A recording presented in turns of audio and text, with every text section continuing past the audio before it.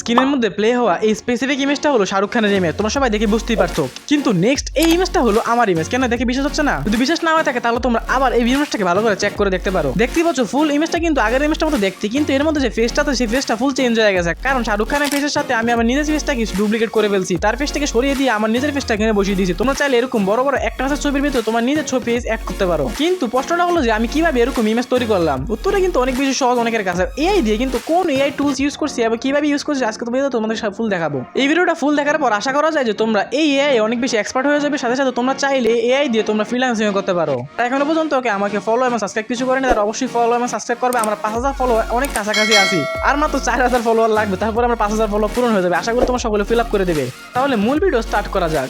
At first আপনারা চাইলে Google বা ক্রোম ব্রাউজার ওপেন করে নেবেন। আপনারা চাইলে গুগল ওপেন করতে পারেন, কিন্তু আমার কাছে ক্রোম অনেক বেশি ফেভারিট, তাই আমি ক্রোমটা ওপেন করে নিলাম।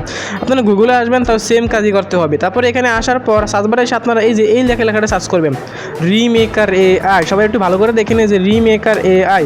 এই যে আমি অলরেডি একবার সার্চ করছি নামটা, ভালো করে সবাই একটু খেয়াল করে রাখুন, রিমেকার এআই। ঠিক আছে, এই যে রিমেকার এআই করে টাচ করে দিবেন। রিমেকার এআই সার্চ করার পর টাচ করে দিবেন। তারপর দেখতে পাচ্ছেন যে এই ওয়েবসাইটটা চলে আসবে। দেখতে পাচ্ছেন রিমেকার এআই নামে এই ওয়েবসাইটটা চলে আসবে। সবাই ভালো করে দেখে নেন। রিমেকার এআই লেগে সার্চ করতে, অন্য কিছু লিখে সার্চ করলে কিন্তু আসবে না। তাহলে রিমেকার এআই লেগে সার্চ করার পর এই যে ওয়েবসাইটটা আবার টাচ করে দেবেন।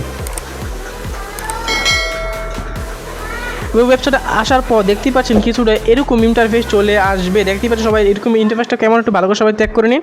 তারপরে দেখতে পাচ্ছেন এখানে আপনি যদি ফেস সোয়াপ করতে চান, অর্থাৎ অন্যের ফেসে নিজের ফেস বসাতে চান, তাহলে দেখতে পাচ্ছেন এখানে একটা অপশন আছে ফেস সোয়াপ।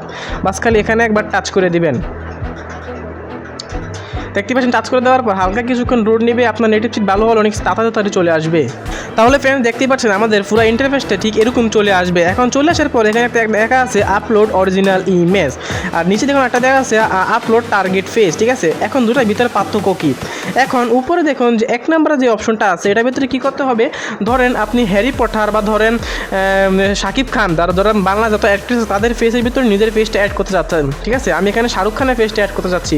তাহলে আমি কী করবো? এই যে এই অপশনটার ভিতরে আমি শাহরুখ খানের ফেসটা দিব।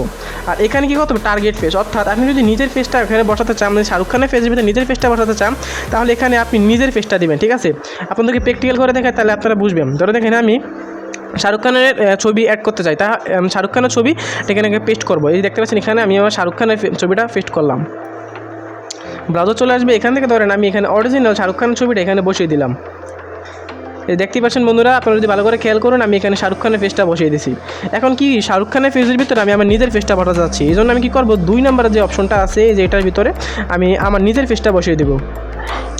আপনার নিজের একটা ইমেজ এখানে বসিয়ে দিবেন। আমি নিজের একটা ছবি বসিয়ে দিচ্ছি এখানে।